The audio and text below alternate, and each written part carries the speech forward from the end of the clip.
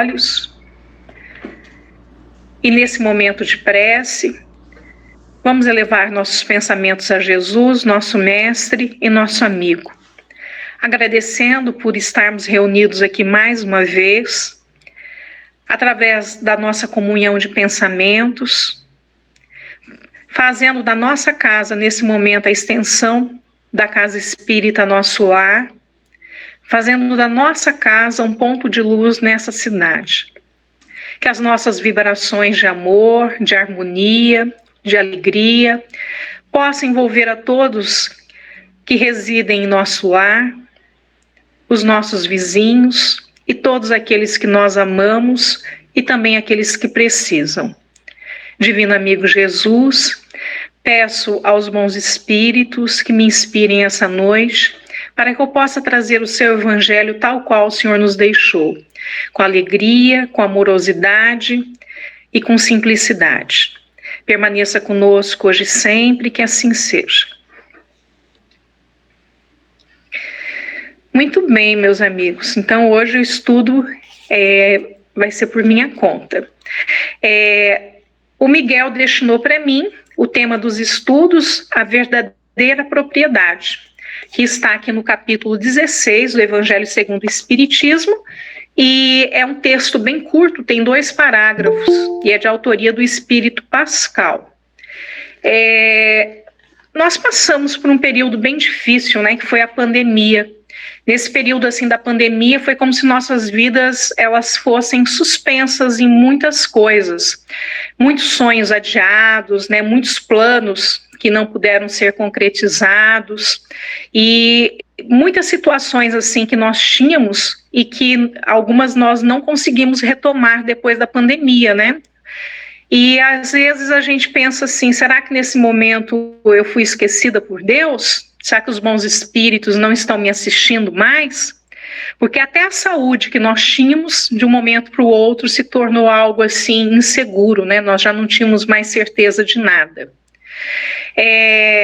Eu me lembro assim, na época da pandemia, só um exemplo assim de sonho adiado, que a minha filha teve as aulas da faculdade suspensas, né? E ela ficou alguns meses aqui comigo. Então, assim, a formatura também se adiou, né? Mas se concretizou, graças a Deus. Mas houve muitos sonhos que todos nós tivemos e que realmente não aconteceram mais. Nós não devemos considerar essas situações assim de frustrações em decorrência dos sonhos, dos planos não realizados, como se fosse assim um sinalizador de que a nossa vida está indo para trás, ou se ela tivesse sido simplesmente parada no tempo. Nós temos então que pensar que as nossas realizações aqui na Terra, elas devem ser muito maior do que simplesmente no aspecto material, porque a maior parte das vezes nós temos uma grande preocupação com o adquirir os bens materiais. Muitas vezes a gente fala assim, não, eu quero dar para o meu filho aquilo que eu não tive, ou quero deixar para os meus filhos, né, o patrimônio que eu consegui amealhar, para isso que eu trabalho. E nessa ânsia de adquirir, muitas vezes nós trabalhamos diuturnamente e esquecemos os aspectos que são os que mais importam, que são angariar os bens espirituais. Esses sonhos frustrados, né? Essa não aquisição dos bens materiais que muitas vezes a gente espera, a não concretização dos planos que a gente tinha, né? É bom nesse momento a gente pensar que nós somos muito mais do que esses bens materiais. Esses bens materiais são nos dados por empréstimo. Nós estamos aqui na condição de usufrutuário. Tudo pertence a Deus. Nós podemos usufruir de acordo com a nossa necessidade, com a nossa capacidade também e com o nosso merecimento. Mas, ao retorno à espiritualidade, tudo aquilo que é materialmente falando permanece aqui. Nós não conseguimos levar nada. O que nós conseguimos levar, então, para a espiritualidade ou para as próximas vidas que nós vamos ter, né? Que nós sabemos que nós somos espíritos imortais, que nós somos almas imortais, que nós somos espíritos transcendentes na matéria e que essa existência que nós temos aqui é apenas mais uma diante das múltiplas que nós já tivemos. Então, o que nós vamos levar para as próximas vidas ou no retorno à espiritualidade? Só as aquisições espirituais. As virtudes que nós desenvolvemos, o bem que nós fizemos, as alegrias que nós proporcionamos, o quanto de amor nós distribuímos, né? Então, apenas a parte imaterial é que nós vamos conseguir levar. Eu me lembro assim de uma palestra do Dr. Edivaldo, que ele falou uma frase que eu nunca me esqueci. O caixão não tem gavetas, não leva nada para o outro lado, né? Os bens materiais ficam todos aqui. E é exatamente isso o texto que Pascal nos traz aqui, que ele fala assim: o homem não possui de seu, senão aquilo que pode levar deste mundo. É exatamente assim, a primeira frase do texto. O que encontra aqui chegando e o que deixa partindo, usufrui durante sua estadia. Então, assim, nesse momento, eu indago a vocês, e a mim também, né? O que nós trouxemos de outras existências, de outras reencarnações, das riquezas que nós amealhamos, das joias adquiridas, das propriedades, né? Onde ficou tudo isso? O que nós trouxemos de lá? Absolutamente nada. Né? Então, tudo isso ficou para lá. Né? Nada do que nós conquistamos nas outras existências estão mais nas nossas mãos. E o que a gente adquire também nessa vida, nessa que nós estamos nesse momento aqui, de bens materiais, ficarão para trás quando a gente desencarnar. Né? Então, às vezes, a gente até deixa aí para os herdeiros, né, algumas coisas para eles dividirem depois. E é até interessante porque eu me recordo de um texto que eu li de Chico Xavier, que ele dizia assim que nós devemos preparar para o desencarne. E esse preparo para o desencarne é, inclusive, organizando contas, documentação, deixando as coisas mais ou menos organizadas para não dar trabalho para quem fica, né? Para os nossos herdeiros. E também, se for possível, já deixar mais ou menos organizado assim a divisão de bens para que os nossos herdeiros também não tenham pelo que brigar no futuro. Porque imagine vocês um espírito que retorna para a espiritualidade e lá do outro lado ser perturbado, né, se sentir perturbado pelas emanações dos pensamentos daqueles que aqui ficaram brigando pelos bens materiais que ele aqui deixou. Então, assim, a gente tem que ter esse cuidado.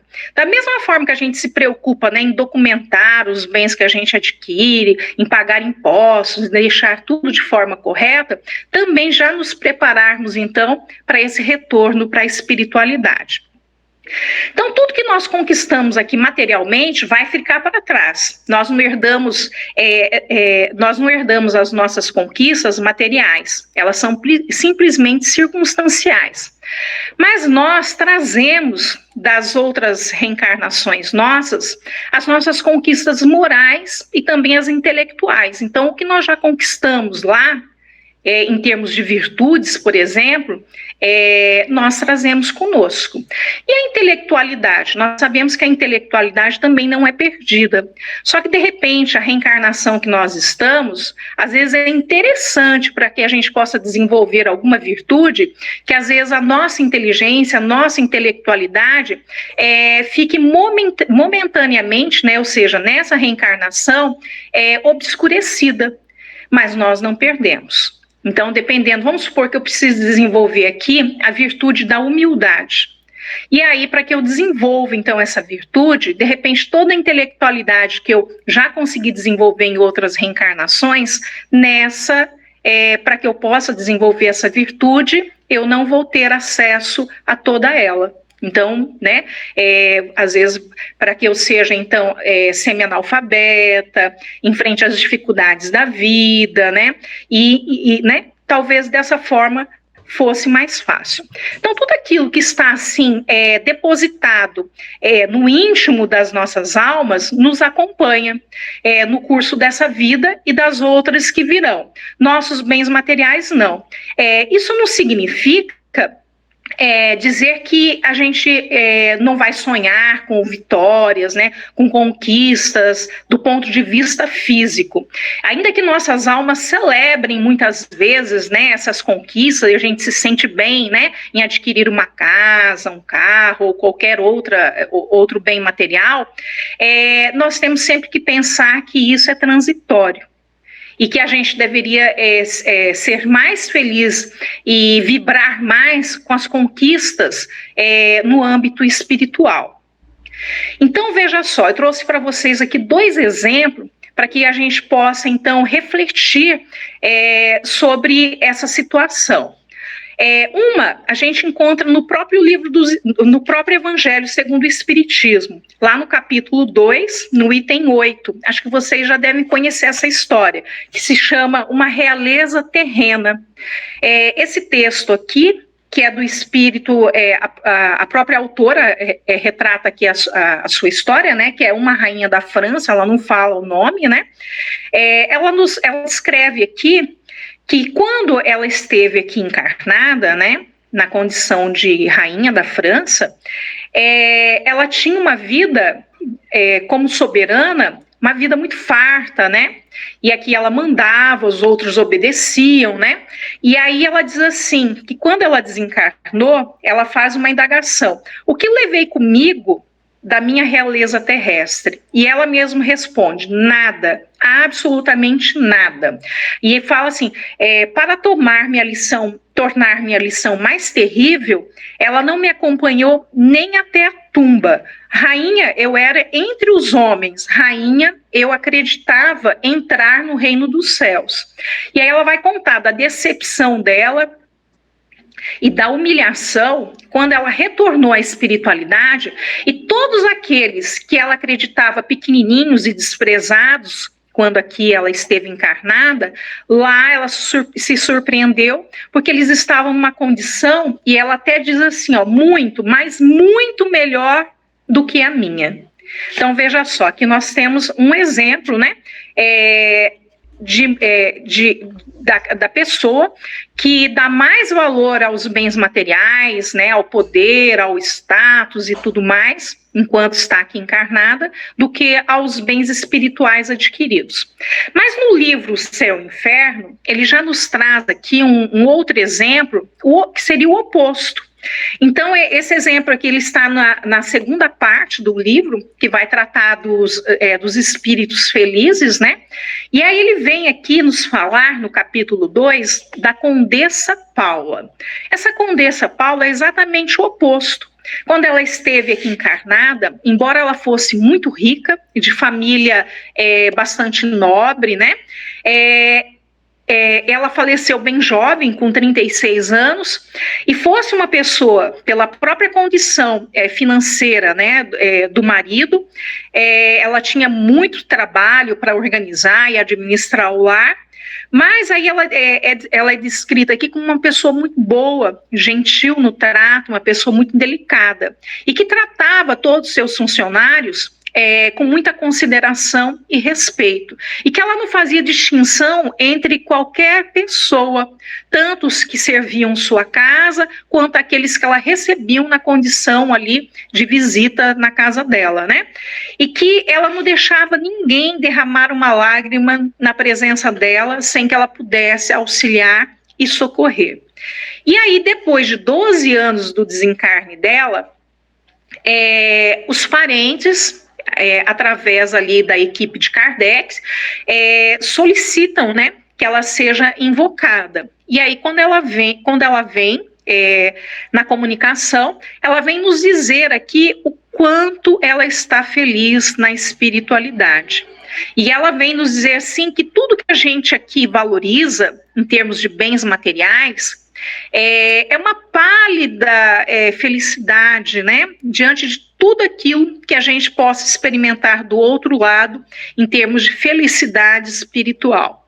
Então aqui nós vemos exatamente o oposto. Ela era uma pessoa cumpridora dos seus deveres, tratava todas as pessoas muito bem, fazia muita caridade. O texto ali descreve assim a quantidade de trabalhos de caridade que ela fazia, né? Auxiliava todas as pessoas, inclusive aqueles que ela serviam ali no seu lar, na condição de funcionários, né? Então assim, ela não deixava ninguém passar dificuldade próximo a ela. Então aqui nós vemos duas situações. Ela, embora tenha sido favorecida materialmente falando, né, através da riqueza naquela reencarnação, ela usufruiu dos bens, mas também auxiliou a todos os outros. Então ela soube utilizar o bem para fazer o bem, os bens materiais para fazer o bem ao próximo, né? Então veja só, qual que é o objetivo maior que Deus tem para nós aqui? Será que é para a gente adquirir bens materiais? Será que é para a gente ficar rico quando a gente vem para cá? Né? Na verdade, não, né? Deus nos convoca aqui para reencarnar com um objetivo muito maior, né? Que é o objetivo aqui da gente desenvolver as virtudes que Jesus aqui, quando aqui esteve, tão bem exemplificou. Então, a razão maior da gente estar aqui, né, vestindo esse corpo de carne, né, é para que a gente resolva também os nossos dramas interiores que a gente traz e que às vezes a gente vai, né, acumulando de outras reencarnações. Então, nos é dada a oportunidade, através de cada reencarnação, de resgatar os débitos que a gente traz, aqueles novos que a gente às vezes acaba contraindo, né, em alguma reencarnação. Então, Deus nos proporciona a cada reencarnação uma nova oportunidade, né? Um livro em branco para que a gente escreva novamente a nossa história. Qual que é o principal? A gente enriquecer a alma ou enriquecer o corpo físico, né?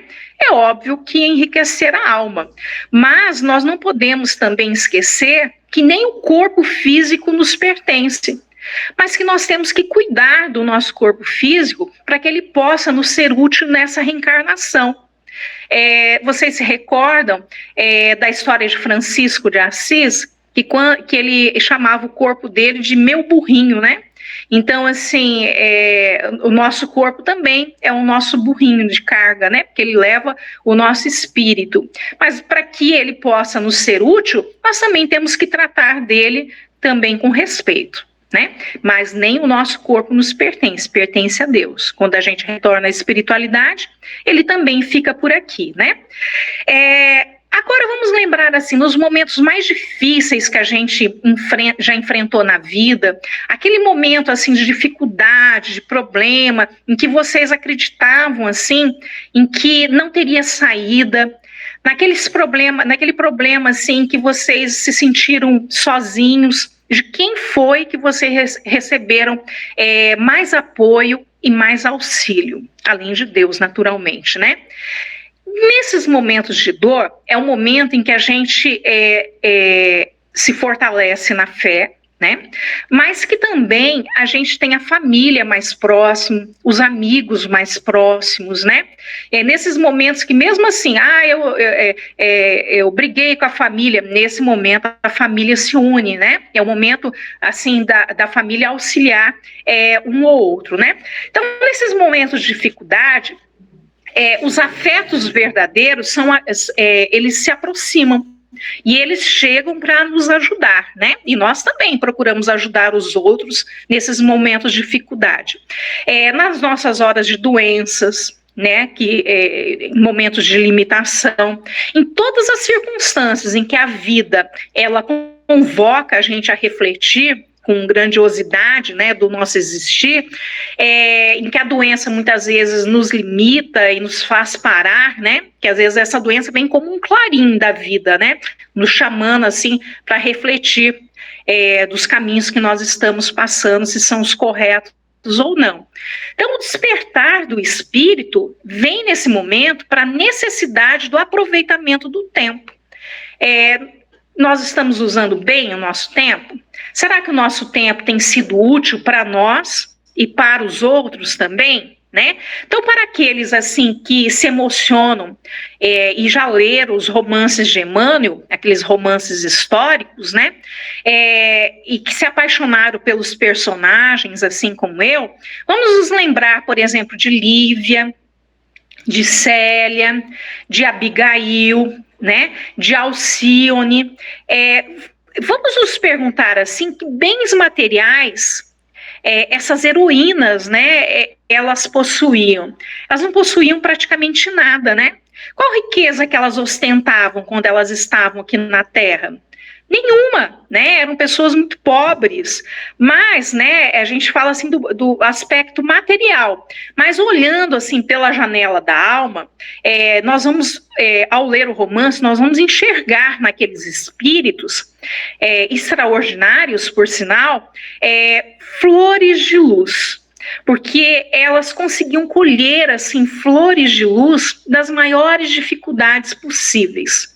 Então, elas conseguiam, mesmo assim nos momentos de dores, nos momentos em que elas eram abandonadas por todos, né, nos momentos de amargura, elas conseguiam encontrar nas palavras de Jesus um lenitivo para a sua dor. Então, elas buscavam sempre, né, na fé que elas sustentavam ali, né, na mensagem do próprio Cristo, uma sustentação para continuar em frente, né?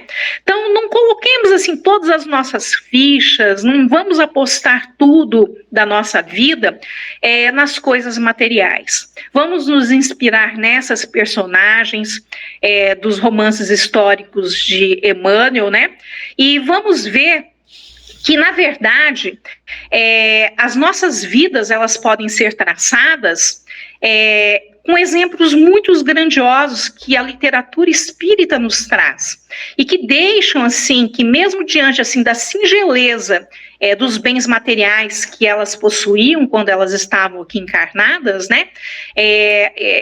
Pouca riqueza, quase nenhuma riqueza material, mas que elas tinham, por outro lado, uma riqueza de dons espirituais muito grande. Então, assim, os romances históricos de Emmanuel, eles têm muito a nos ensinar, né? A gente pode aprender muito com eles, né?